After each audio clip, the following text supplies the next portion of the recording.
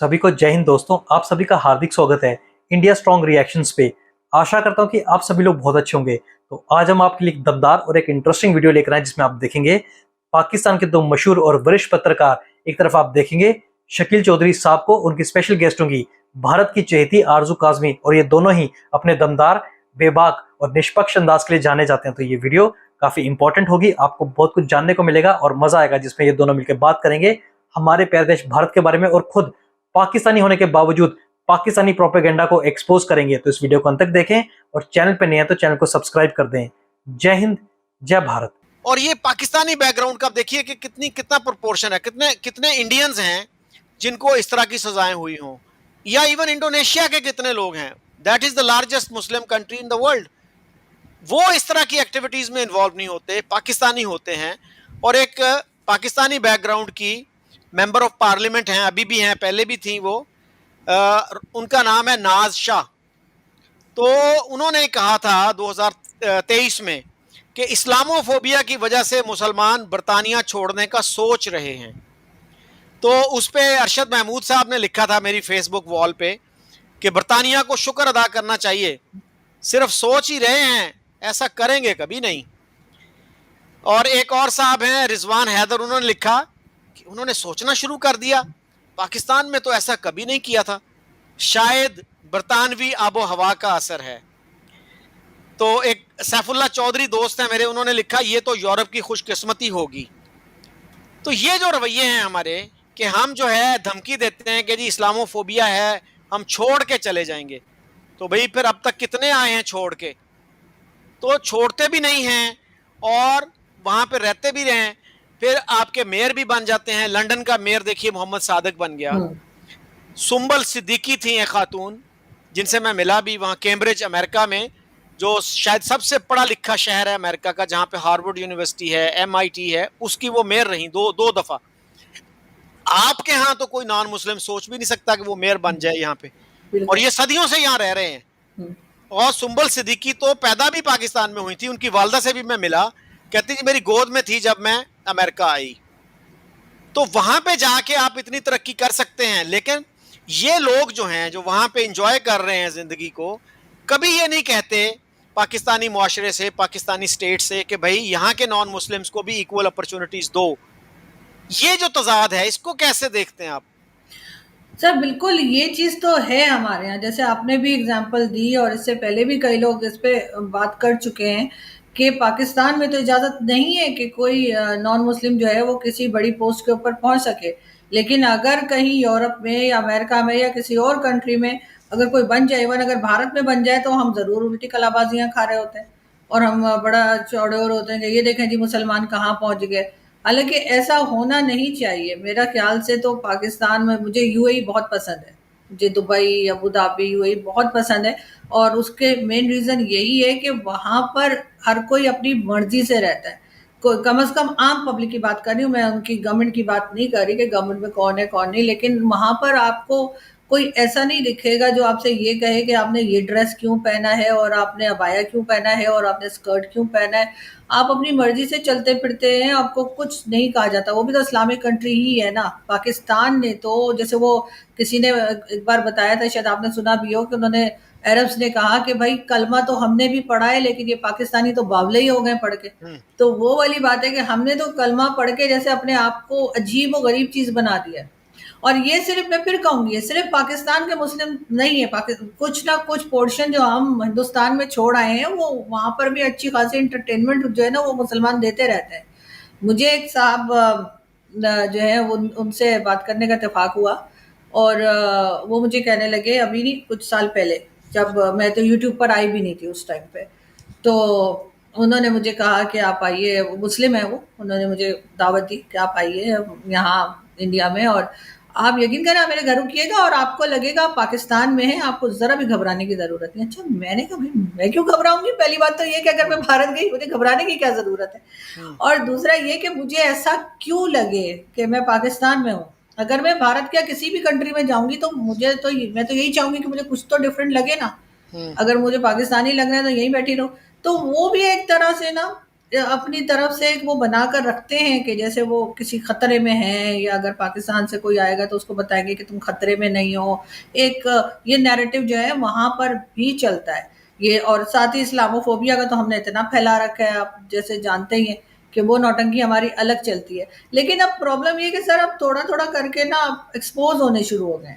हमें लोगों को पता लग गया है, हमारे यहाँ से इतनी कोई बड़ी तादाद में आईटी एक्सपर्ट्स ही निकल रहे, हमारे यहाँ से और इंजीनियर्स और दूसरे फील्ड के लोग बहुत ज़्यादा बाहर नहीं आ रहे। हाँ, एक चीज़ को ज़रूर मैं अप्रिशिएट करूँगी, हमारे यहाँ के जर्नलिस्ट और एक्टिविस्ट जो सच में जर्नलिस्ट और एक्टिविस्ट हैं, उनकी बात कर रही हूँ, वैसे आपको पूरी दुनिया में कहीं नहीं मिलेंगे।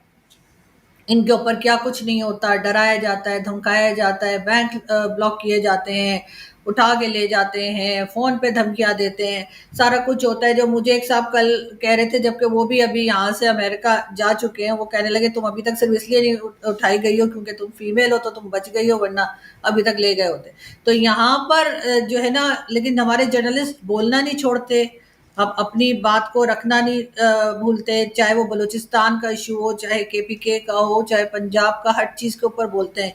ये जर्नलिस्ट मैंने दुनिया में और कहीं नहीं देखे इतने, जिसे कहते हैं ना घूमी खोपड़ी किस्म के, कि वो किसी चीज़ से डरते नहीं है।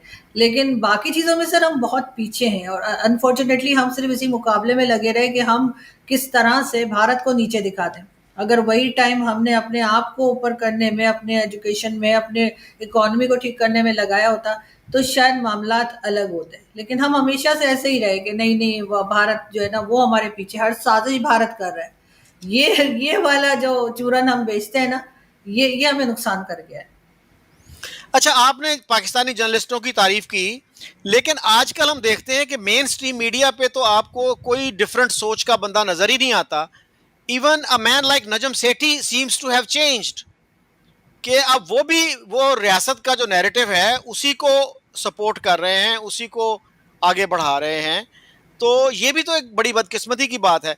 और जहां तक आपने ये कहा ना, इंडिया में भी ऐसे लोग हैं जी, मुझे भी तजर्बा हुआ, कमेंट्स में देखता हूं, तो वो ये कहते हैं जी कि ये जो लोग हैं ना, जो पाकिस्तानी पॉलिसीज को क्रिटिसाइज करते हैं ना, ये तकिया कर रहे हैं, बल्कि तकिया कह देते हैं उसको वो। तो ये जो है ना, प्रिटेंड कर रहे हैं, actually they don't believe in all this, you know. ये एक सोच है। और फिर बहुत सारे ऐसे होते हैं जो कहते हैं जी कि you are wasting your time, India is not interested in having anything to do with Pakistan. तो उन लोगों को शायद अंदाजा नहीं है कि इंडिया की तरक्की के लिए जरूरी है कि उसके तमाम नेबर्स के साथ अच्छे ताल्लुकात हों। इसलिए वो जो कहा जाता है ना कि it is the regions that develop, you know, it is not individual countries. Individual countries भी करते हैं, लेकिन वो सफर आपका बहुत आसान हो जाता है if you are in a supportive neighbourhood. तो ये मेरा ख्याल है पाकिस्तान का भी इसी में फायदा है, इंडिया का भी इसी में फायदा है कि इनके अच्छे ताल्लुकात हों। और इंडिया के लिए अगर पाकिस्तान जो है वो एक हेडेक ना हो, तो उनकी तरक्की की रफ्तार ज्यादा हो जाएगी, पाकिस्तान को भी फायदा होगा। शकील चौधरी साहब ने बिल्कुल सही कहा। ये पाकिस्तानी जहां पे भी रहते हैं उस मुल्क से भी प्यार नहीं करते, चाहे इनको वहां रहते हुए 40 साल क्यों ना हो जाएं। यूके और अमेरिका तो छोड़िए, ये इतने 100 साल भारत में रहे, पर 1947 में भारत से अलग होने का फैसला लिया और भारत के टुकड़े करवा दिए, क्योंकि ये उस जमीन से भी प्यार नहीं कर पाए जहां पे इनके पूर्वज कई सौ सालों से रहते थे। क्योंकि हम जानते हैं कि इन पाकिस्तानियों के लिए इनका मजहब इनसे ऊपर है और इनके लिए इनका मुल्क उसके बाद। मतलब कितनी शर्म की बात है, वो पाकिस्तानी जिनकी सेकंड थर्ड जनरेशन भी बाहर के मुल्कों में रह रही है, उनको वहां पे एक अच्छा लाइफस्टाइल मिला, बढ़िया रहने को मिला, उनके बच्चे वहां पढ़े, एक बढ़िया घर गाड़ियां उन्होंने वहां पे ली, फिर भी वो उस देश के सगे नहीं है। तो आप सोचिए ये किसी और के क्या ही सगे होंगे। और हम डेटा निकाल के देख लें, चाहे यूके हो, चाहे यूरोप का कोई भी देश हो, चाहे अमेरिका हो, सबसे ज्यादा अगर कोई क्राइम रेट है वो है इन पाकिस्तानियों का। ये वहां जाके अपनी अलग बस्तियां बना लेते हैं और वहां के मुल्कों के लोगों से अलग रहना शुरू कर देते हैं और उनको ही अलग नजरों से देखना शुरू कर देते हैं। ऐसी इनकी जालियत और माइंडसेट है। और हम सब तो जानते हैं पाकिस्तानी ग्रूमिंग गैंग्स यूके में कितनी फेमस हैं, जो कि अंग्रेजों की बेटियों बहनों को वहां पे फंसाते हैं, उनके साथ बलात्कार करते हैं और उनके साथ गंदे काम करके उनकी लाइफ को बर्बाद करते हैं, जिसके बारे में इलॉन मस्क ने भी कई बार ट्वीट किया है। ये जो पाकिस्तानी ग्रूमिंग गैंग्स हैं, इनको पकड़ा जाना चाहिए और इनका पूरा खात्मा होना चाहिए। जो चीज है, ये कैसे कन्विंस किया जाए पाकिस्तानियों को और इंडियंस को? अगर किसी ने सोच लिया है आपके बारे में कि उन्होंने नेगेटिव ही सोच रखती है, तो उनका कुछ नहीं हो सकता। पाकिस्तान में इस वक्त मेरे ख्याल से जर्नलिस्ट या एक्टिविस्ट वही हैं जो कि आपको मेन स्ट्रीम मीडिया पर नहीं नजर आते। जो आपको मेन स्ट्रीम मीडिया पे नजर आ रहे हैं या जिनको अवार्ड्स मिल रहे हैं खासतौर पे, चाहे वो 14 अगस्त को मिले, चाहे 23 मार्च के लिए जो लिस्ट तैयार की गई है, तो वो वही लोग हैं जो इनके इशारों पे चलते हैं, इनके हिसाब से बात करते हैं और इनकी ही कहीं भी लाइन्स पे बोलते हैं। चाहे वो नजम सेठी साहब हो, चाहे वो तलत हुसैन हो, चाहे वो हामिद मीर हो, ये सब के सब एक जबान और एक ही तरह की बात करते हैं। सबके सब एक ही नैरेटिव लेके चलते हैं कि भारत हमारा दुश्मन है और अफगानिस्तान के साथ तो जी हम ठीक कर लेंगे, वो तो हम एक ही कलमा पढ़ते हैं, तो ईरान के साथ भी कोई टेंशन नहीं है और चाइना हमारा दोस्त है। जबकि जो लोग बाहर बैठे हैं वो कहते हैं चाइना हमारा बॉस है, क्योंकि चाइना हमें जिस तरह से डील करता है, जिस तरह से हमें पैसा देता है या हमसे काम करवाता है, तो वो हमारा बॉस तो हो सकता है, इसलिए कि दोस्त आपके इक्वल लेवल पे होते हैं। कभी भी इतना ज्यादा पैसे का डिफरेंस जो है वो दोस्तों में नहीं होता है। शायद फिल्मों में दिखाया जाता होगा, लेकिन असल जिंदगी में ऐसे नहीं होता। तो बहरहाल ये जो लोग जिनकी आप बात कर रहे हैं, ये सबके सब एक तरह से एक ही जबान में बात करते हैं। और अगर कभी आप देखें तो इमरान खान के ज़माने में तो ट्वीट्स भी एक ही जैसी करते थे। जो ट्वीट इन्हें भेजी जाती थी बगैर चेंज किए कुछ और कॉपी पेस्ट मारते थे, तो उसके बाद जो बाकी इनके अगेंस्ट थे वो ले लेकर और दिखाते थे स्क्रीनशॉट बना के कि देखो सबने एक ही जैसी बात कर रखी है। तो सर इस वक्त सोशल मीडिया पे जो काफ़ी लोग बैठे हुए हैं, जो ट्रोल कर रहे होते हैं, जो बात कर रहे होते हैं, लोगों को उनके बारे में उल्टा सीधा बोल रहे होते हैं, ये भी असल में कई ऐसे होते हैं जिनको के ड्यूटी दी गई होती है कि जी आपने बात करनी है, उसमें उन्होंने इंडियंस जो है उन्हें भी हिट करना होता है और समटाइम्स पाकिस्तानियों को भी हिट करना होता है। तो इस वक्त सर मीडिया और तरह से काम कर रहा है। इस वक्त जो आपको मेन स्ट्रीम मीडिया पे नहीं दिखाई दे रहा, इस वक्त जो आपको अवार्ड लेता हुआ नहीं दिखाई दे रहा, असल में वही लोग जो है वो पाकिस्तान के लिए कुछ बेहतर सोच भी रहे हैं, बात भी कर रहे हैं और कह भी रहे हैं।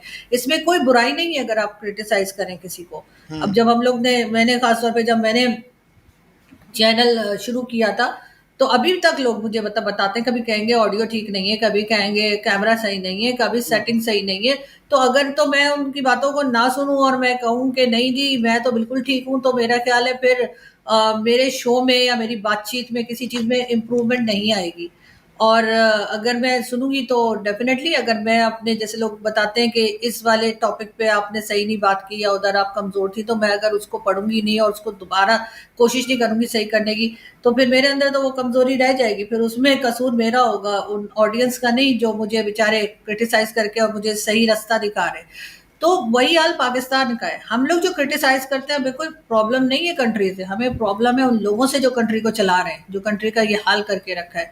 अगर वो बात सुने बजाय अपने उन चमचों की बात सुनने के जो सिर्फ वाह वाह करते हैं और जी सर वाह आपने तो कमाल कर दिया, आपने तो 6 जहाज गिरा दिए, आप तो 10 गिरा सकते थे, ये वाले लोग जो हमारे यहाँ बैठे ना, जो हर बात में वो बादशाह और वो मुगलों के जमाने की तरह एक वाह वाह प्रोडक्शन वाले लोग, उन्होंने असल में मुल्क का बेड़ा गर्क किया है।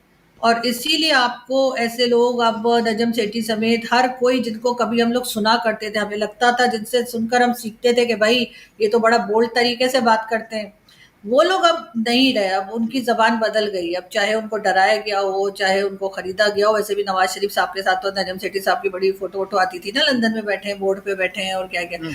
तो अब उनके भाई की गवर्नमेंट है, तो जाहिर है नजम सेठी साहब ने क्या ही बात करनी है। लेकिन बाकी सबका भी यही हाल है। आप जिसको भी देख लीजिए, दो एक के अलावा मेरे ख्याल है वो भी थोड़ा बहुत बैलेंस कर जाते हैं, वरना बहुत ही मुश्किल है किसी को ऐसे निकाल के बताना कि इस वक्त ये जो है ये सही सूरत हाल बता रहे। कोई भी आपको बलूचिस्तान के बारे में बोलता दिखाई नहीं देगा।